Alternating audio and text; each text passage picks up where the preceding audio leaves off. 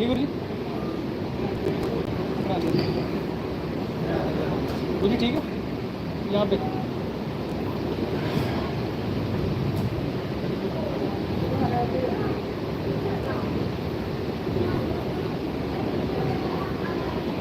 साहिब की सतनाम। तो आज परमात्मा की अपार कृपा से जम्मू में इस मूल ज्ञान का सत्संग होने जा रहा है। बहुत बड़े भाग होते हैं उन जीवों के जो इस मूल ज्ञान को अपने पूरे जीवन काल में एक बार भी सुन पाते हैं, और उससे भी बड़े भाग होते हैं उन जीवों के जो इस मूल ज्ञान को थोड़ा सा भी समझ पाते हैं। क्योंकि सुनना आसान है, बैठे घंटा 2 घंटा सुन के चले गए, लेकिन इसको समझना बहुत मुश्किल है। ये केवल उसकी समझ में आता है जिस पर परमपिता परमात्मा की कृपा होती है, मालिक की दया होती है, बंदी छोड़ की मोहर लगी होती है। ये केवल उसी को समझ में आता है। और कोई कहे कि मुझे ऐसे ही समझ में आ जाए, ऐसे नहीं आ सकता। तो आज इसी मूल ज्ञान का आपके शहर में प्रचार होगा, जिसे आत्मज्ञान कहा जाता है। और मालिक से अरदास करेंगे कि ये ज्ञान सबको समझ में आए, ताकि सब जीवों का कल्याण हो। हम सब परमात्मा के जीव हैं, लेकिन अज्ञानता में अलग अलग धर्म, अलग अलग पंथ, अलग अलग जात पात में बटे बैठे अज्ञानता में कह सभी रहे हैं कि परमात्मा एक है। अब परमात्मा एक है तो उसके बच्चे अनेक कैसे हो गए, किसी को समझ में नहीं आ रहा। तो आज उसी मालिक की महिमा गाएंगे, उसके बच्चों को उस तक पहुंचने की राह बताएंगे, और जिस पर मालिक की कृपा होगी वो जरूर मेरी बात को समझ जाएगा। तो आज का सत्संग शुरू करने से पहले मालिक के नाम पे जयकार लगाएंगे, फिर सत्संग शुरू करेंगे। बोलिए परमपिता परमात्मा की, सद्गुरुबंदी छोड़ कबीर साहिब की, सभी संतों की, सभी भक्तों की, आज के आनंद की, सत्संग कराने वालों की, इस गांव नगर बस्ती की, सद्गुरु मदनपति साहिब की, दीवान जौहरपति साहिब की, सद्गुरु राम सेवक साहिब की, सद्गुरु बरागपति साहिब की, सभी संतों की, कलीनापुर धाम की, सकल हंस को बंदगी साहिब बंदगी सकल। तो कबीर साहब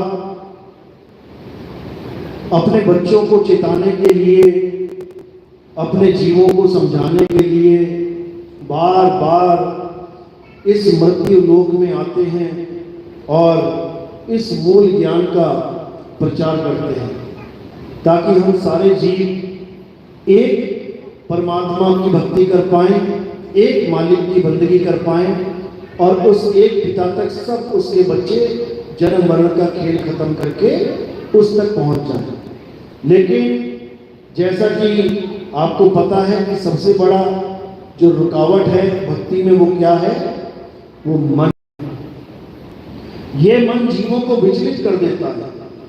ये मन सच तक कभी पहुंचने ही नहीं देता। ये मन झूठ को इतना ज्यादा प्यार करता है कि सच हमेशा कड़वा लगने लग जाता है। ये मन ऐसा हो चुका है। अब इसको कोई कहे कि सत्य की बात समझ ले, तो ये समझने को तैयार नहीं है। इसे कोई कहे कि भैया धर्म का काम कर ले, धर्म का काम करने को तैयार नहीं। हाँ, धर्म के नाम पे बकरे जरूर काट देगा, धर्म के नाम पे मुर्गियां मार देगा, लेकिन धर्म के नाम पे कोई कहे कि सत्य सत्य का निर्णय कर ले, भक्ति कर ले, वो इसके बस की बात नहीं है। तो आज इसी धर्म की चर्चा करेंगे कि आखिर धर्म है क्या। इतना तो सबको समझ में आता है कि मंदिर जाना धर्म है, पूजा पाठ करना धर्म है, मुसलमानों के लिए मस्जिद जाना धर्म है, नमाज पढ़ना धर्म है, सिखों के लिए गुरुद्वारे जाना धर्म है, ईसाइयों के लिए चर्च जाना धर्म है। इतना धर्म तो सबको पता है, लेकिन इससे आगे धर्म क्या है ये किसी के समझ में नहीं आ रहा। सबसे बड़ा धर्म क्या है, ये किसी के समझ में नहीं आ रहा। आज उस पर विचार करेंगे। तो सबसे पहले हम ये जानेंगे कि हमारा धर्म है क्या। क्या धर्म है हमारा? हिंदू धर्म? बिल्कुल नहीं। हिंदू धर्म कोई धर्म नहीं है, समझ लो अच्छे से। हमारा धर्म क्या है? हमारा धर्म है सत्य सनातन धर्म। ये है हमारा धर्म, सत्य सनातन धर्म। अब इसमें दो शब्द जुड़ गए, एक सत्य एक सनातन। अब इन दोनों का मतलब ये किसी को समझ में नहीं आ रहा। धर्म तो पकड़ के बैठ लिया, सत्य सनातन धर्म है हमारा, लेकिन सत्य क्या है, सनातन क्या है, इसकी कोई जानकारी नहीं है। इसीलिए सत्य सनातन धर्म वाला जीव वो भी असत्य की पूजा कर रहा है, क्योंकि उसे पता ही नहीं सत्य होता क्या है। तो कैसे परख करें? उसके लिए गीता पढ़नी पड़ेगी। जब हम गीता पढ़ेंगे तो उसमें क्या बताया गया है? अध्याय 2 16वां श्लोक, उसमें सत्य और असत्य की परिभाषा बताई गई है कि सत्य क्या होता है और असत्य क्या होता है। क्या समझा रहे हैं हे अर्जुन? इस दुनिया में दो प्रकार के तत्व हैं, एक असत्य और एक सत्य। केवल हिंदुओं के लिए नहीं, सारे जगत के लिए, सारी दुनिया के लिए दो ही प्रकार के तत्व हैं, एक असत्य और दूसरा सत्य। अब इसको समझना है, क्या है असत्य और क्या है सत्य। बस अगर ये दो चीजें आपने समझ ली तो आपका जीवन बिल्कुल आसान हो जाएगा, बिल्कुल एक दिशा मिल जाएगी कि करना क्या है। जैसे आप सब्जी खरीदने जाते हैं तो आपको दोनों चीजों का पता होता है, खराब सब्जी कैसी होती है और अच्छी सब्जी कैसे होती है, बासी फल कैसा होता है, ताजा फल कैसा होता है, दोनों का भेद पता है ना। अब ठग के दिखाए तुम्हें कोई नहीं ठग पाएगा। कारण क्या है? तुम नकली माल को भी जान रहे हो और असली माल को भी जान रहे हो। इसी प्रकार धर्म के क्षेत्र में भी तुमने असत्य और सत्य का निर्णय करना है, तभी तुम्हारा जीवन सफल हो पाएगा, अन्यथा नहीं हो पाएगा। तो क्या कह रहे हैं हे अर्जुन? ये असत्य और सत्य बस दो प्रकार के तत्व हैं। तत्वदर्शी संत इसी का ज्ञान समझाते हैं, क्या है असत्य और क्या है सत्य। तो पहले परिभाषा लेते हैं असत्य की। असत्य क्या है हे अर्जुन? असत्य वो है जो जन्मता और मरता है, जो पल पल बदलता है, जो सदा एक सा नहीं रहता, उसे असत्य कहते हैं। यानी ये शरीर देखो, सारे शरीर क्या है? पैदा हो रहे हैं, कुछ दिन पलते हैं, खाते हैं, पीते हैं, बड़े हो जाते हैं, उसके बाद वृद्ध होके खत्म हो जाते हैं। यानी जो पैदा हुआ है वो खत्म जरूर होगा, उसका नाश पक्का है। तो जो पैदा हो जाए और जिसका नाश हो जाए वो असत्य है। यानी जितने भी शरीर, तुम्हारा, मेरा, हाथी, घोड़ा, बिल्ली, बकरा, सुअर, कोई भी शरीर ले लो, यहां तक कि देवी देवताओं के शरीर भी, ये सब असत्य है, नाशवान है। जो पल पल बदल जाए वो असत्य है। कोई भी वस्तु जिसकी तुम पूजा कर रहे हो, देख लो क्या वो पल पल बदल रही है। आज तुलसी की पूजा हो रही है, आज पत्ता हरा है, कल को पीला हो जाएगा, यानी बदल गया। आज पीपल की पूजा हो रही है, बरगद की पूजा हो रही है, आज पेड़ खड़ा हुआ है, कल को बहुत आंधी आई, पेड़ टूट गया, यानी स्थिति बदल गई। कोई भी मूर्ति है, कोई भी मंदिर है, मस्जिद, गुरुद्वारा, चर्च है, देखो आज बन रहा है इतना है, कल बन रहा है इतना, परसों इतना, बढ़ता ही जा रहा है रोज, यानी रोज बदल रहा है। जो बदल रहा है वो सत्य नहीं है। हर चीज बदल रही है, हर चीज। कोई कहे ये सोफा तो नहीं बदल रहा, इसको भी देखते देखते देखते देखते दीमक खा जाएगी, पुराना हो जाएगा, गल जाएगा, सड़ जाएगा। ये भी एक सा नहीं रह सकता हमेशा। यानी हर चीज दुनिया में जो दिख रही है असत्य है, असत्य। तो सत्य क्या है? हे अर्जुन, सत्य केवल एक है और सारे जगत के लिए वो एक ही है। क्या है सत्य? हे अर्जुन, आत्मा सत्य है, आत्मा ही सत्य है, आत्मा के अलावा और कुछ भी। क्यों? क्योंकि आत्मा अजन्मा है। हे अर्जुन, आत्मा का ना तो कभी जन्म होता है, ना ही आत्मा की कभी मृत्यु होती है। ये जन्मना मरना शरीरों का काम है, आत्मा का नहीं। ये बच्चा होना, बड़ा होना, बूढ़ा होना, मर जाना, ये शरीरों का काम है, आत्मा का नहीं। इसलिए हे अर्जुन, हर प्रकार के शरीर को त्याग और आत्मा का ज्ञान प्राप्त कर। आत्मा ही परम सत्य है। आत्मा को ना तो कोई शस्त्र काट सकता है, शरीरों को तो काट सकते हैं। आत्मा को ना तो अग्नि जला सकती है, शरीरों को तो जला सकती है। आत्मा को ना तो वायु सुखा सकती है, ना जल भिगो सकता है। शरीर को वायु सुखा भी सकती है, जल भिगो भी सकता है। यानी शरीर असत्य है और आत्मा सत्य है। अच्छी बात है, पता लग गया। आज सबने सुन लिया, सबको पता लग गया। लेकिन क्या मेरे कहने मात्र से कि आत्मा अजन्मा है, नित्य है, शाश्वत है, सत्य है, तुम्हें आत्मा का बोध हो गया? नहीं हो सकता। मेरे कहने से आत्मा आत्मा आत्मा तुम जान गए कि आत्मा होती क्या है? कभी जान ही नहीं सकते। क्यों? क्योंकि आत्मा कहने सुनने का विषय ही नहीं है। ये तो हमने आत्मा का नाम रख दिया है, आत्मा, उसका कोई नाम नहीं है। वो एक ताकत है, वो शब्द है, उसका एक स्वरूप है। जब तक उस स्वरूप को नहीं जानोगे तब तक तुम्हें आत्मा का ज्ञान कभी हो ही नहीं सकता। चाहे तुम्हारे गुरु जी, चाहे तुम्हारे पंडित जी, चाहे तुम्हारे मौलवी जी, चाहे तुम्हारे भाई जी, कुछ भी, कोई भी सारी उम्र आत्मा आत्मा आत्मा आत्मज्ञान सुनाता रहे, तब भी नहीं होगा।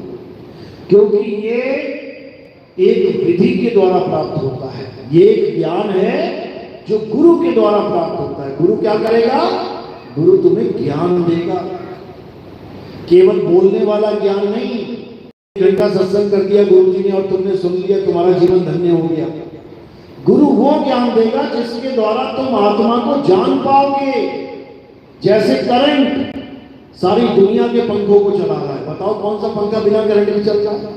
सारी दुनिया के कूलर चला रहा है, सारी दुनिया के बल्ब जला रहा है, लेकिन मेरे लाख बार करंट करंट करंट कहने पर भी तुम्हें करंट का बोध नहीं हो सकता।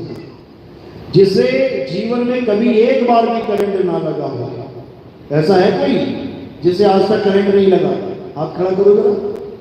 जिसे आज तक कभी करंट नहीं लगा, कोई भी नहीं है। एक है माता जी, दो है, तीन है।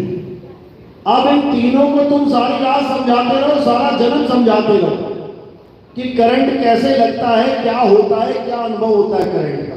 इनके समझ में आने वाली नहीं है। तुम सारा जीवन समझाते रहो इनको कि करंट लगता है तो कैसा झटका लगता है। तुम तो जानते हो, ये नहीं जानते। ये कभी उसको अनुभव कर ही नहीं सकते। कैसे करेंगे? एक करंट की तार पकड़ा देना इनके हाथ में। जैसे करंट की तार पकड़ दी ना हाथ में, तो तुम्हें बताने की जरूरत नहीं पड़ेगी कि करंट का झटका कैसा होता है। ये खुद ही हुई माँ करती समझ जाएगी, यानी अनुभव ज्ञान हो जाएगा। इसी प्रकार आत्मा का जिक्र करना, आत्मा के बारे में बताना, आत्म ज्ञान का सत्संग करना, ये अलग चीज है। लेकिन आत्मा का अनुभव हो जाना, ये बिल्कुल अलग चीज है। ये बिल्कुल अलग चीज है। और ये कब होता है? जब तुम आत्म ज्ञान को विधि के द्वारा प्राप्त करने का साधन समझ जाते हो। क्या साधन है? आत्म ज्ञान प्राप्त करने का साधन है सार शब्द की भक्ति। सार शब्द की भक्ति, किसी आम शब्द की भक्ति नहीं कि हिंदी के शब्द पकड़ा दिए गुरु जी ने, उर्दू के पकड़ा दिए, संस्कृत के पकड़ा दिए, उसको जप जप के तुम्हें आत्मज्ञान हो जाएगा, कभी नहीं हो सकता। किसी ने तुम्हें हिंदी में बोल दिया करंट, इसको जपो। किसी ने तुम्हें अंग्रेजी में कह दिया इलेक्ट्रिसिटी, इसे जपो। किसी ने तुम्हें संस्कृत में बोल दिया विद्युत, इसे जपो। तुम जितने मर्जी नाम जपते रहो, एक बार भी अनुभव नहीं होगा करंट कैसा होता है। लेकिन जब सच्चा गुरु आएगा तो ये सारे नाम छुड़वा देगा। छोड़ इसको और क्या कर, इस बोर्ड में उंगली लगा दे, इसमें है वो तार जिसमें करंट आ रहा है, इस बोर्ड में उंगली डाल, अभी 2 सेकंड में पता लग जाएगा करंट क्या है। ये तो हो गया दुनियावी उदाहरण जो 2 सेकंड में पता लग सकता है। अब आत्मा का ज्ञान क्या है, ये कैसे पता लगेगा, इसका अनुभव कैसे होगा, उसके लिए कबीर साहब समझाते हैं। सूरत फंसी संसार में और दास से पड़ गई दूर, सूरत बांध स्थिर करो, आठों पहर हुजूर। साहिब कह रहे हैं कि करंट की तार तो बहुत दूर है तेरे से, देखो कितनी दूर जाके लगाना पड़ेगा उंगली, लेकिन आत्मा तो तेरे बिल्कुल पास है। आत्मा तो तेरे बिल्कुल पास है, फिर भी तू आत्मा का अनुभव नहीं कर पा रहा है। कारण क्या है? क्योंकि कारण मिलेगा तभी निवारण मिलेगा। जब कारण जान जाओगे, जैसे किसी के पेट में दर्द है, डॉक्टर को यही ना पता हो कि पेट में दर्द क्यों है, कारण क्या है, तो वो क्या दवाई देगा तुम्हें, उसका निवारण नहीं देख पाएगा वो। समझो, पैर में कील चुकी है, तुम कह रहे डॉक्टर साहब मेरे पैर में दर्द है, उसे पता ही नहीं है दर्द क्यों है, तो दवाई क्या देगा वो? दवाई 100 खा लेना पैर की, जब तक कील नहीं निकलेगी दवाई क्या असर करेगी? तो कारण से ही निवारण होगा। तो आत्मा हमारे बिल्कुल पास है, लेकिन उसका एहसास नहीं है। कारण क्या है? कारण है कि हमारा ध्यान इस संसार में भटका हुआ है। सूरत फंसी संसार में, ये हमारी सुरता संसार में फंस गई है, इसलिए अपना ही ज्ञान, अपना ही शब्द, अपनी ही वस्तु पास होते हुए भी सबसे दूर नजर आ रही है। लोग रोते हैं, गुरुजी एक साल सत्संग सुनते हो गया, एक साल नाम दीक्षा लिए हो गया, मिल क्यों नहीं रहा परमात्मा? अब कारण का निवारण उसको पता है, लेकिन वो अपने ऊपर फोकस नहीं कर रहा है। क्या कारण है? ये ध्यान भटका हुआ है संसार में। मेरा बच्चा, मेरी माँ, मेरी दुकान, मेरा मकान, मेरे माता, मेरे पिता, इसी में संसार में सुरता फंसी पड़ी है। क्या करे बेचारा? तो क्या करना है? धीरे धीरे धीरे जो गुरु ने ज्ञान दिया है उसमें अपनी सूरत को एकाग्र करना है। साहिब समझा रहे हैं, धीरे धीरे रे मना और धीरे सब कुछ होए, माली सींचे 100 घड़ा, ऋतु आए फल हो। कहते हैं जल्दबाजी का काम नहीं है भाई, धीरे धीरे तेरी सूरत एकाग्र होना शुरू हो जाएगी। कब होगी? जब तुझे भेदी गुरु मिलेगा और तुझे भेद बताएगा कि आखिर हमारी आत्मा का वास है कहां, परमात्मा रहता कहां है, आत्मा में ध्यान कैसे करना है, जड़ संसार को छोड़ के, मूर्ति पूजा छोड़ के, मंदिर मस्जिद छोड़ के अपनी आत्मा को कैसे जानना है। जब आत्मज्ञानी गुरु समझाएगा तब तुम्हारा सारा ध्यान पूरे जगत से दूर हो जाएगा। क्यों? क्योंकि ये सब जगत ही तुम्हारे ध्यान को फंसा के बैठा है। संसार में ध्यान फंसा है तो अपनी आत्मा में कभी ध्यान लग ही नहीं सकता। इसीलिए कृष्ण जी ने गीता में बार बार समझाया, क्या बोल रहे हैं? अध्याय 3 17वां श्लोक, हे अर्जुन, जो लोग अपनी आत्मा में रमण करते हैं, यानी संसार में रमण नहीं करना है। संसार में बहुत कुछ है, बड़े बड़े तपोस्थली हैं, बड़े बड़े तीर्थ मूर्त हैं, लेकिन तुम वहां जाके क्या प्राप्त कर पा रहे हो? देखो लोग जाते हैं बेचारे, मर मर के आ रहे हैं, मर मर के आ रहे हैं। केदारनाथ में 2.5 लाख बंदा मर गया, कुंभ में कितने लोग मर गए, घर में आराम से बैठे हुए थे, परमात्मा आत्मा सब कुछ तुम्हारे पास था, कुंभ जाने की जरूरत ही नहीं थी। कितने हजारों लोग गए वहां पे, उसके बाद रो रहे हैं, मेरी माँ कहाँ है, मेरा बाप कहाँ है, मेरा बेटा कहाँ है, मेरा चाचा कहाँ है, मेरी मामा कहाँ है। बताओ, अरे घर में अच्छे खासे बैठे थे, घर में ही कुंभ बन जाना था तुम्हारा। कुंभ क्या है? ये शरीर ही कुंभ है। कुंभ का मतलब क्या होता है? कुंभ का मतलब होता है घड़ा। घड़ा, कौन सा घड़ा? मिट्टी का घड़ा। अरे यही तो मिट्टी का घड़ा है। बताओ किसके पास मिट्टी का घड़ा नहीं है? किसके पास मिट्टी का घड़ा नहीं है? इस कुंभ में स्नान करना था। घड़े के अंदर क्या होता है? पानी। पानी से क्या बुझेगी? तुम्हारी प्यास। जब तुम्हारी प्यास घर में रखे घड़े से ही बुझ गई तो तुम वहां जाके क्या पानी पी रहे हो? कबीर साहब समझा रहे वाणी में, अरे जल में कुंभ, कुंभ में जल है, बाहर भीतर पानी, फूटा कुंभ जल जल ही समाया, बूझे बिरला ज्ञानी। कहते हैं बिल्कुल तेरे पास में है सब कुछ। ये मटका, ये कुंभ कोई और नहीं, ये तेरा घड़ा, तेरा शरीर है। इसी शरीर के पास तुझे वो वस्तु मिलेगी जिससे तेरा गला गीला होगा। मोको कहां ढूंढे रे बंदे, मैं तो तेरे पास में। समझो वाणी को, जब तुम्हारे पास में है इसका मतलब तुम्हारे पास ही है। कहीं बाहर जाने की जरूरत नहीं पड़ती कि इस कुंभ में, इस घड़े में जो वस्तु है उसका ज्ञान प्राप्त कर, तब कल्याण होगा। अरे आए एक ही घाट से, उतरे एक ही बाट, बीच में दुविधा पड़ गई, हो गए 12 बार। कहते हैं दुविधा जो पड़ गई है उस दुविधा को खत्म करो और देखो कि तुम्हारा घड़ा कहां है। पानी उसी में है। कह रहे हैं कबीर कुआं एक है और पानी भरे अनेक, बर्तन सबके न्यारे न्यारे। देखो कितने सारे घड़े बैठे हैं, बने एक ही तत्व से हैं। हवा, पानी, आग, धरती, आसमान, सबका एक ही तत्व है। पांचों तत्व लेके बैठे हैं, लेकिन अलग अलग घड़े हैं। कोई काला है, कोई ज्यादा गोरा है, कोई कम गोरा है, कोई भूरा है, कोई कैसा है, कोई कैसा है, कोई बड़ा है, कोई छोटा है, कोई पतला है, कोई मोटा है। सबके घड़े अलग अलग हैं, लेकिन पानी सब में एक, यानी आत्मा सब में एक जैसी ही है। उसी आत्मा को प्राप्त करना है, घड़े का त्याग करना है। जब पानी खत्म हो जाता है घड़े में, कोई न जाता घड़े के पास, कोई न जाता घड़े के पास। अगर पता लग जाए ये घड़े खाली पड़े हैं, कोई ना जाएगा वहां पे। क्यों? क्योंकि वो वस्तु है ही नहीं उसमें। तो वस्तु क्या है? वस्तु आत्मा है। आत्म ज्ञान को प्राप्त करना ही उस वस्तु को प्राप्त करना है जिसे हम खोजने के लिए मनुष्य जन्म में आए हैं।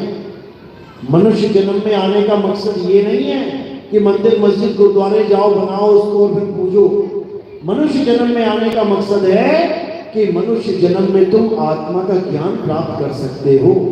और कोई जन्म नहीं है जिसमें तुम्हें आत्मा का ज्ञान प्राप्त हो सकता है। कुत्ता, बिल्ली, हाथी, घोड़ा, शेर, घड़ियाल बन गए, कौन सा आत्मा का ज्ञान मिलने वाला वहां पे भाई? कोई तुम्हें समझा भी नहीं वहां पे। सत्संग सुना सुना के तुम समझ ही ना पाओगे सत्संग क्या है, क्या बोल रहा है। अभी किसी कुत्ते को यहाँ बैठा दिया जाए, पूरा सत्संग सुन लेगा वो, लेकिन समझ ही नहीं पाएगा कह क्या रहे हैं। केवल इंसान समझ सकता है। इसीलिए इंसान जन्म को अनमोल बोला गया। अनमोल यानी इसका कोई मोल ही नहीं है। मानुष जन्म अनमोल है, मिले ना बारंबार, और तरुवर जो पत्ता गिरे वह न लागे डाल। कहते हैं ये मनुष्य जन्म इतना अनमोल है कि तुम सोच भी नहीं सकते कि कैसे ये जन्म मिलता है। 1,84 बार जन्म लेने के बाद, कौन से जन्म? कुत्ता, बिल्ली, हाथी, घोड़ा, बकरा, सुअर, मक्खी, मच्छर, खटमल, बिच्छू, सांप, ऐसे ऐसे जन्म लेने के बाद एक जन्म मिलेगा। कौन सा? इंसान का। जो आपको मिल चुका है। सोचो कितनी मुश्किल से ये जाए और उसके बाद तुम्हें टेंशन किस बात की है? मेरा लड़का मेरी बात नहीं मानता, मेरी बहू की बात मानता रहता है, मेरा धंधा नहीं चल रहा बढ़िया, बहुत कम पैसा कमा रहा हूं, ऐसा हो रहा है वैसा हो रहा है। इसी में सारे उलझे पड़े हैं। मेरा एक मकान है, छोटा है बड़ा नहीं है, मौत की खबर नहीं है कि थोड़े दिन में मरने वाला है, मकान की चिंता लगी है कि मेरा एक माले का पड़ोसी का 4 माला बन गया, हाय मैं क्या करूं। ऐसी दुविधा में फंसा ही जी, इसको पल का भरोसा नहीं कब चला जाए, लेकिन ये पता नहीं किस किस झंझटों में पड़ के बैठ गया है। और ये अनमोल जन्म बर्बाद करने वाला है, बर्बाद हो ही गया समझो। तो कह रहे हैं मानुष जन्म अनमोल है और मिले ना बारंबार, तरवर जो पत्ता गिरे बहुर न लागे डाल। एक बार अगर ये मनुष्य जन्म बीत गया तुम्हारा तो सोच भी नहीं सकते कब नंबर लगेगा। तो इसलिए क्या करना है? अब उस वस्तु को जानना है, अब उस ज्ञान को समझना है जिससे हमारा जन्म सफल होगा। कौन से ज्ञान से? अरे जल में मीन प्यासी, मोहि देखत आवे हासी, आत्म ज्ञान बिना नर भटके, कभी काबा कभी काशी। कहते हैं आत्मा का ज्ञान अगर आपको नहीं हुआ तो सारी उम्र भटकते ही रहोगे। अभी इंसान बन के भटकोगे कहां पे? कभी काबा कभी काशी। उसके बाद जानवर बन के भटकोगे कहां पे? 184 योनियों में। कुछ हाथ पल्ले नहीं रहेगा। इसलिए इससे पहले कि मृत्यु आए मौत को मात देना सीख लो। इस मौत को मात दे देनी है। कैसे देंगे? मौत आएगी 101% आएगी, रुकने वाली नहीं है। किसी की आज, किसी की कल, किसी की परसों। और आज तो ये हाल हो गया है, देखो YouTube चैनल भरे पड़े हैं, वीडियोस आई जाती हैं व्हाट्सएप पे, अखबारें भरी पड़ी हैं। लड़का घोड़े पे बैठा है, दुल्हन लाने के लिए तैयार होके मर गया हार्ट अटैक से। दुल्हन मेहंदी लगा के बैठी है, मेहंदी लगाते लगाते हार्ट अटैक हो गया, मर गई। कोई नाच रहा है स्टेज पे, नाचता नाचता गिर जाता है। कोई टिकट लेने खड़ा है बस स्टैंड पे, खड़ा खड़ा ही मर जा रहा है। कोई कहीं मर जा रहा है, कोई कहीं मर जा रहा है। एक पल का भरोसा नहीं है आने वाले समय में। लेकिन फिर भी हमारी दौड़ केवल माया तक ही है। ठीक है, माया में रहते अच्छी बात है, माया इकट्ठी करना भी अच्छी बात है, बुढ़ापे के लिए काम आ जाएगी, चलो अच्छी बात है। लेकिन तुम केवल इस शरीर का ध्यान रख रहे हो, तुम अपने जीव का ध्यान नहीं रख पा रहे हो। शरीर की फिक्र कर रहे हो बुढ़ापा कैसे कटेगा, लेकिन इस जीव की फिक्र नहीं कर रहे हो कि इंसान जन्म के बाद कहां कहां जन्म लेना पड़ेगा। जिन बकरों को तुम काट के खा रहे हो, एक एक गस्से का हिसाब होगा, एक एक ग्राम का हिसाब होगा। कितने किलो कितने ग्राम तुम खा चुके हो, इसको तुम्हें वापस करना ही पड़ेगा। कोई बचने वाला नहीं है, याद रखना। कह रहे बकरी पाती खात है और ताकी काटी खाल, और जो नर बकरी खात है उनका क्या हवाल। कह रहे बकरी बेचारी सारी उम्र पत्ते खाती है, शाकाहारी, उसकी खाल खींच ली जाती है इस दुनिया में। और जो बकरी खा रहा है उसको सोचो क्या क्या खींचा जाएगा, उसका हालत खराब हो जाएगी। एक एक पीस का हिसाब देना पड़ेगा। इसलिए सबसे पहले मांस छोड़ना है। यानी जैसे तुम अपने लिए दुख नहीं चाहते हो, तुम अपनी उंगली तक नहीं चाहते कि कट जाए, और दूसरे की गर्दन काट दी तुमने। सब मालिक के जीव हैं, सब परमात्मा के जीव हैं, वो सबकी सुन रहा है। बल्कि यहां तो यहां तक जाता है कि जुबान वाले की बाद में सुनता है। बेजुबान जानवर की हाय पहले लगती है, उसकी पहले सुनता है वो, और छोड़ेगा नहीं वो, याद रखना। एक एक छुरी का हिसाब होगा जितनी भी गर्दनों पे चलाई है आज तक। तो यही कबीर साहब समझा रहे हैं। मांसाहारी मानवा प्रत्यक्ष राक्षस जान। कहते राक्षस कौन थे? ये जो मांस खाते थे यही राक्षस थे। इनकी संगत मत कर होए भक्ति में हान। मांस खाने वालों की संगत मत करो। क्यों? कभी ना कभी तुम्हें भी कसम देके खिला देगा, मेरी कसम है, एक पीस खा ले, मेरी कसम है। उस एक पीस के चक्कर में गला कटावे कौन? जिसका मांस खाया है खड़ा हो जाएगा सामने कि तूने मेरा मांस खाया, वापस कर। जैसे कर्जा लेने के बाद कर्जा देने वाला सामने खड़ा हो जाता है, हाँ भाई ₹1,00,000 लिया था, कहां गया, वापस कर। अरे एक होटल का मालिक भी एक कटोरी दाल भी नहीं देता, खा के देख लेना, एक एक रोटी का हिसाब ले लेगा तुमसे। इतनी रोटी खाई है, इतनी दाल खाई है, सलाद भी कहो तुम्हें पैसा लगा के दे दे 40 रुपए प्लेट, वो भी ना छोड़ेगा। और तुम सोच रहे हो कि गर्दन काट के बच जाओगे, कभी नहीं बच सकते, कभी भी नहीं। तो साहिब यही समझा रहे हैं, वेद शास्त्र पुराण में बात कही है दो, सुख देके सुख होत है और दुख देके दुख हो। सुख दोगे किसी को तो प्रकृति तुम्हें सुख देगी, और दुख दोगे किसी को तो प्रकृति तुम्हें दुख देगी मेरे भाई। और याद रखना, प्रकृति जब देती है ना, ये नहीं देखती कि मंदिर है कि मस्जिद है कि गुरुद्वारा है। देख लो कैसे कैसे तांडव हो रहे हैं, पूरा पूरा गांव दब गया मलबे में, नहीं दबा क्या? उत्तराखंड में देखो जाके, लोग भाग रहे हैं, कारें चल रही हैं, कारों में बैठ के भी नहीं भाग पाए बेचारे। 10-10 फुट 15-15 फुट का मलबा जम गया, मर गए सारे। कौन थे वो? कौन थे? ये सब देवभूमि के भगत थे, जो कहते हैं देवभूमि, हिमाचल की देवभूमि कहलाती है, उत्तराखंड भी देवभूमि कहलाता है। यानी देवभूमि के भगत लोग हैं जो कोई देवता पूजना नहीं छोड़ते, सारे देवी देवताओं की पूजा करते हैं। फिर क्या हुआ? जब पाप कर्म सामने आता है ना, तो देवी देवता भी नहीं बचा पाते। क्या उन्होंने पुकार नहीं करी होगी, भोले शंकर मुझे बचाओ? पांडवों के द्वारा निर्मित भोले शंकर का मंदिर उस गांव में ही था, दब गया बेचारा वो भी। किसको अरदास नहीं लगाई होगी? लेकिन जब पाप कर्म सामने आ गया, अब भुगतना पड़ेगा। तो गलती से भी ये गलती नहीं करना है कि किसी जीव की हत्या करनी है। जीव न मारो बापुरा, सबके एक ही प्राण। साहिब कह रहे हैं सबके एक से प्राण है। तुम्हारी कोई नाक बंद कर देना 1 मिनट के लिए, अभी मछली की तरह तड़पने लग जाओगे। सोचो जिसके गले में छुरी चला दी वो कितना तड़पा होगा। तो इसलिए सबके दर्द को अपना दर्द समझो, तभी धार्मिक हो, नहीं तो नहीं हो, कसाई हो नहीं तो साहिब समझा रहे हैं कि जब तक धर्म पे नहीं आ गए, जब तक सत्य को नहीं समझा, तब तक किसी का कल्याण होने वाला नहीं है। और धर्म क्या है? एक ही धर्म है, सत्य सनातन धर्म। सत्य यानी जो कभी नहीं बदलता, यानी आत्मा। सनातन यानी जो ना छेदा जा सकता है, ना जलाया जा सकता है, ना काटा जा सकता है, ना भिगोया जा सकता है, यानी जिसको कोई कुछ ही नहीं कर सकता, यानी सदा सदा स्थिर रहने वाला, अचल अडोल, उसे सनातन कहते हैं।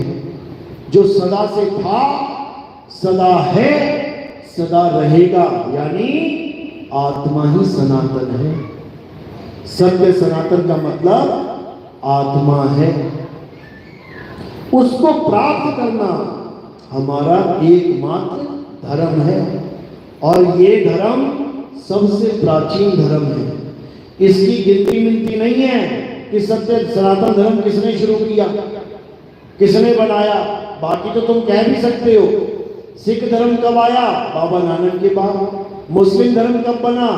मोहम्मद साहब के बाद। ईसाई धर्म कब बना? ईसा मसीह के बाद। बौद्ध धर्म कब बना? बुद्ध जी के आने के बाद। जैन धर्म कब बना? जैन मुनि के आने के बाद। सबके बता दो तो कब शुरू हुआ। लेकिन सत्य सनातन धर्म कब शुरू हुआ, ये कोई नहीं बता सकता, क्योंकि वो अजन्मा है। उसका कभी जन्म होता ही नहीं, तो क्या बताओगे कब हुआ उसका जन्म और कब खत्म होगा? वो दुनिया खत्म हो जाएगी, सारे जीव इस दुनिया में जितने दिख रहे हैं ये सब खत्म हो जाएंगे, लेकिन सत्य सनातन धर्म कभी खत्म नहीं हो सकता। ऐसा है हमारा धर्म। लेकिन कोई इसके बारे में जानता ही नहीं है। तो मंदिर मस्जिद गुरुद्वारों के धर्म चल रहे हैं। पत्थरों की पूजा को सत्य सनातन धर्म की पूजा बताया जा रहा है, बिल्कुल असत्य है, झूठ है। पत्थरों की पूजा कभी सनातन धर्म की पूजा है ही नहीं, ये सिलेबस ही नहीं है हमारा। पत्थर की पूजा कौन करते हैं? अल्प बुद्धि जीव करते हैं, जिनकी बुद्धि छोटी होती है, जिनको ये नहीं पता होता कि सत्य क्या है, सनातन क्या है, उससे कुछ भी पूजवा लो। ऐसे लोगों की जो डेफिनेशन है वो गीता में स्पष्ट बता रखी है। हे अर्जुन, देवी देवताओं की पूजा करने वाले अल्प बुद्धि जीव होते हैं, वो कभी सत्य को नहीं जान सकते। मुझे पूजने वाले यानी आत्म तत्व का बोध करने वाले, क्यों? क्योंकि मैं शरीर नहीं आत्मा हूं। हे अर्जुन, मैं आत्मा हूं, अजन्मा हूं, नित्य हूं। तू भी आत्मा है, लेकिन तू अपने आप को नहीं जानता। मैंने ये जान लिया।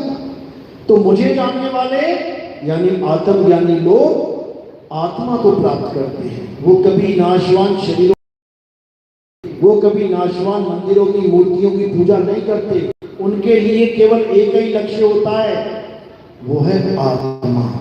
इसीलिए कबीर साहब कह रहे हैं, आत्मज्ञान बिना नर भटके, कभी कावा कभी काशी। आत्मज्ञान यानी मेरा ज्ञान, मुझे ये पता लग जाए कि मैं कौन हूं, क्योंकि मैं शरीर नहीं हूं। शरीर तो एक रथ है, 10 इंद्रियों का रथ। इसीलिए राम जी के पिताजी का नाम रखा था दशरथ, यानी 10 इंद्रियों का रथ। चलाने वाला कौन है? राम है। और राम जब इस रथ को छोड़ देता है तो दशरथ का क्या हो जाता है? निधन हो जाता है।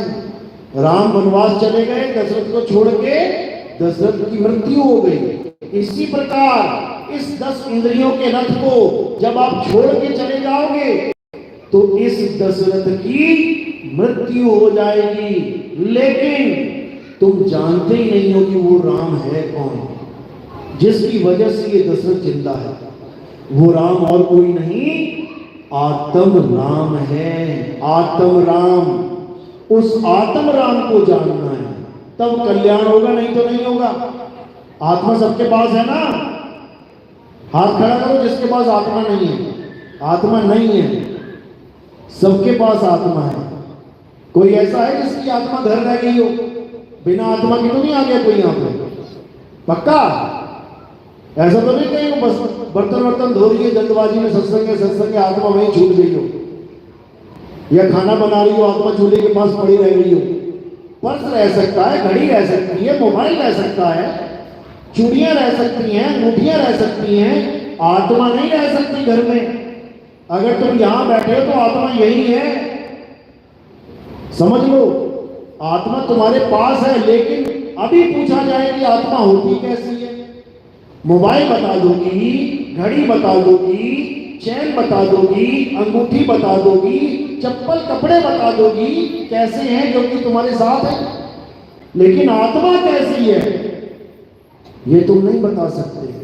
जबकि 24 घंटे आत्मा रहती है तुम्हारे साथ, फिर भी तुम नहीं बता सकते आत्मा कैसी होती है। क्यों? क्योंकि तुम अपने आप को तुम भूल गए हो कि तुम एक आत्मा हो। तुम्हें याद करा दिया गया है कि तुम एक शरीर हो, तुम्हें समझा दिया गया है कि तुम एक शरीर हो। तू लड़का है, तू लड़की है, तू बहू है, तू ससुर है, तू सास है, सब इसी में उलझ गए हैं, सब शरीरों में उलझ गए हैं। एक भी नहीं समझ पा रहा है कि तुम आत्मा हो। ये कहां से पता लगेगा?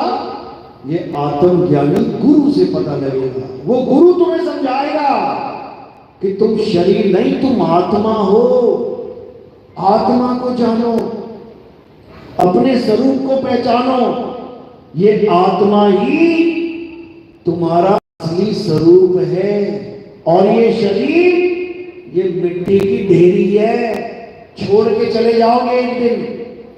तो जो छोड़ के गए वो तुम नहीं हो, तुम वो हो जो छोड़ के जा रहा है, उसको समझो। तो साहिब यही समझा रहे हैं कि इससे पहले कि मौत आ जाए आत्मा को जान लो। साहिब समझा रहे हैं आत्मज्ञान के बिना इस दुनिया में ऐसा कोई ज्ञान नहीं है जिससे तुम्हें परमात्मा की प्राप्ति हो जाए। इसीलिए कह रहे हैं, जब लग ना चीनोगे आत्म, तब लग ना मिली है परमात्म। आत्म चीने परमात्म चीने, संत कहावे सोए, और यह भेद काया से न्यारा, बूझे बिरला कोई। कहते हैं ये काया से न्यारा भेद है, कोई बिरला ही बूझेगा इसे। ये सबके बस की बात नहीं है, ये सबके बस की बात नहीं है। आत्मा का ज्ञान, मंत्र ज्ञान दे सकता है गुरु। किसी ने राधे राधे जपवा दिया, किसी ने राम राम जपवा दिया, किसी ने ओम नमः शिवाय, किसी ने हे निरंकार धन निरंकार मैं तेरी शरण में नो बख्श दे, बहुत कुछ जपवा देंगे क्योंकि 52 अक्षर है, जितने मर्जी जपते रहो। लेकिन आत्मा का ज्ञान ये सब नहीं दे सकते। इसीलिए साहिब ने बोला, लाखन में कोई समझ न पाई है और मध्य जानेंगे, कहें कबीर सुनो भाई साधो, हमें बिरले हंस पहचानेंगे। यानी हमें मतलब मेरे स्वरूप को। कबीर कबीर करने वाले तो बहुत मिल जाएंगे, लेकिन कबीर को जानने वाला कोई बिरला होगा। साहिब समझा रहे हैं, अरे कबीर कबीर क्या करे, तू खोज आपन शरीर और 10 इंद्रियां ये बस में कर, आप कबीर। कक्का केवल नाम है, बप्पा ब्रह्म शरीर, और रारा सब में रम रहा, वाको नाम कबीर। जो सब में रम रहा है उसकी पूजा करनी है। कौन है वो? आत्मा सब में रम रही है। सबके शरीरों को चलाने वाली आत्मा ही है, जिसकी वजह से तुम खा रहे हो, पी रहे हो, चल रहे हो, ये शरीर भाग रहा है, दौड़ रहा है, पूजा पाठ कर रहा है, नाम जप रहा है। किसकी वजह से? आत्मा की वजह से। आत्मा चली गई छोड़ के शरीर को। एक बार भी राम बोल के दिखा दे कोई। मुसलमान है तो एक बार भी अल्लाह बोल के दिखा दे कोई। सिख है तो एक बार भी वाहिगुरु बोल के दिखा दे कोई। गॉड गॉड बोल के दिखा दे कोई। ईसाई बिना आत्मा के। तो जिसके कारण सारे काम चल रहे हैं उसी से अनजान हुआ बैठा है। इसीलिए कृष्ण जी ने बार बार समझाया कि हे अर्जुन, ऐसे गुरु की शरण में जाओ जो आत्मा का ज्ञान कराए।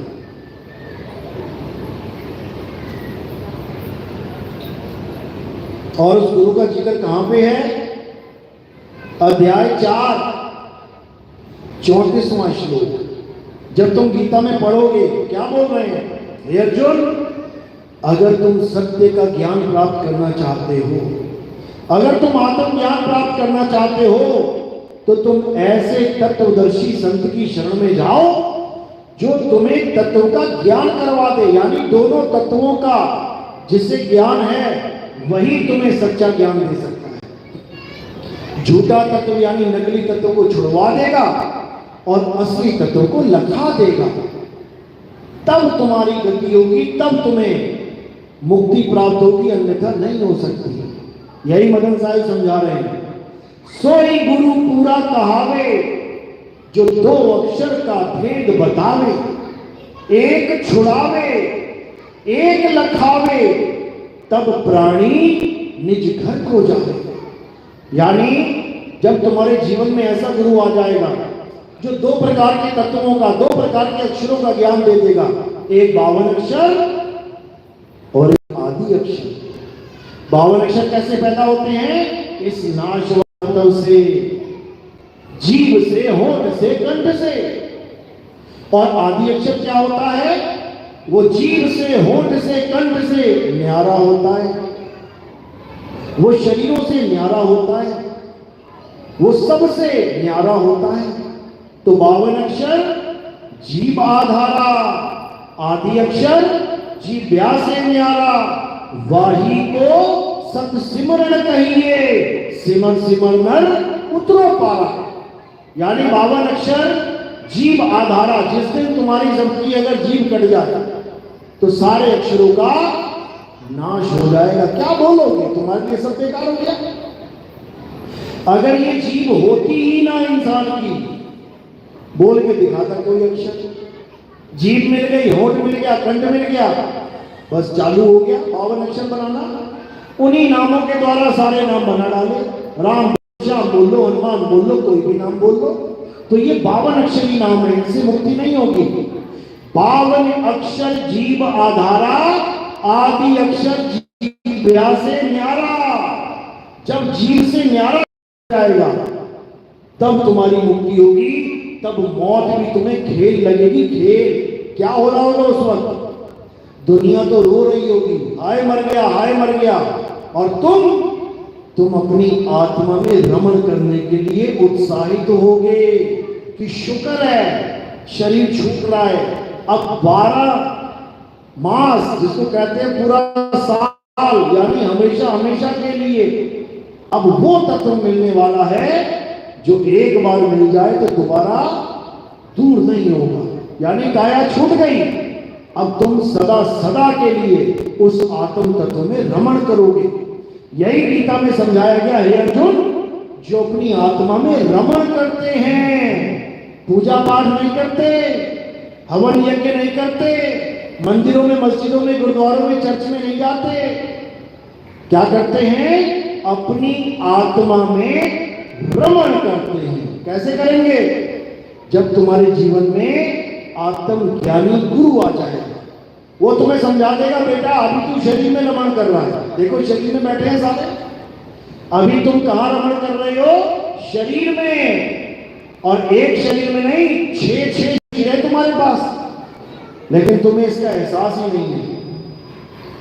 2 शरीर तो तुम रोज ही बदल रहे हो। कौन कौन से? एक ये स्थूल शरीर और एक सपने में सूक्ष्म शरीर। स्थूल में सो जाते हो, सूक्ष्म में जाग जाते हो। सूक्ष्म में शेर पीछे पड़े, डर के मारे प्रिंस में आ जाते हो।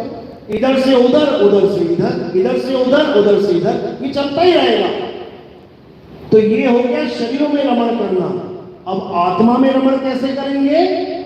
जब तुम्हें आत्मा का भेद समझ में आ जाएगा, तब आत्मा में रमण करना सीखोगे। और शरीर छूटने के बाद तुम कभी वापस किसी मां के गर्भ में नहीं आओगे, सदा सदा के लिए मुक्त हो जाओगे। इसी मुक्ति का ज्ञान प्रदान करने के लिए सदगुरु बंदी छोड़ कबीर साहब बार बार संसार में आते हैं। लेकिन ये जीव इतना अज्ञान में डूबा पड़ा है कि अभी किसी से कह दो, हाँ भाई अगला जन्म लेना चाहता है क्या, दोबारा दुनिया में आना चाहता है क्या, उसी वक्त कह देंगे हाँ हाँ आना चाहता हूं। इतना बुरा हाल है। और उसको पूछो मरना चाहता है क्या? नहीं, मरना नहीं चाहता। अरे मरेगा नहीं तो आएगा कैसे वापस? आने के लिए जाना जरूरी है, समझ लो। यानी अपनी मौत को दोबारा बुलावा दे रहा है। एक बार तो मरना इतना मुश्किल है, दूसरी बार आस लगा के बैठा है कि हाँ मैं फिर आऊंगा, और फिर आएगा तो फिर मरेगा। याद रखना। इसलिए कबीर साहब कह रहे हैं अब ये मरना जन्मना छोड़, अब मुक्ति प्राप्त कर कि बार बार जन्मना, बार बार मरना खत्म हो जाए। समझो, अहमदाबाद में हवाई जहाज क्रैश हो गया, इंग्लैंड जा रहे थे लोग, 250 से ज्यादा लोग मारे गए। अब उनसे अगर पूछा जाए, दिखा के उनको कि ये देख तेरी मौत ऐसे हो रही है, दोबारा आएगा क्या दुनिया में? दोबारा आना चाहता है? फिर ऐसे ही मरेगा वो क्या? अरे भैया, अरे दद्दा, मैं दोबारा ना आना चाहता। क्यों? क्योंकि तुम्हें पता ही नहीं है तुम्हारी मौत कैसे होगी। तुम्हारी मौत कैसे होगी? ट्रेन से कट के होगी, पानी में डूब के होगी, आग से जल के होगी, चिथड़े उड़ जाएंगे, एक्सीडेंट में कैसे होगी? एक बार दिखा दिया जाए ना तुम्हें कि ऐसे मौत होती है, ऐसे होगी तुम्हारी मौत, दोबारा कभी आस नहीं लगाओगे कि दोबारा पैदा हो जाऊंगा इस दुनिया में। क्यों? दोबारा फिर मरना पड़ेगा। समझो, अभी बड़ा अच्छा लग रहा है, और अच्छा भी किसे लग रहा है पता है? मन को अच्छा लग रहा है। ये मन नहीं चाहता कि तुम बार बार संसार में ना आओ, ये चाहता है कि बार बार आओ। क्यों? क्योंकि ये उसी का संसार है, ये संसार परमात्मा का नहीं है। ये संसार किसका है? मन और माया का।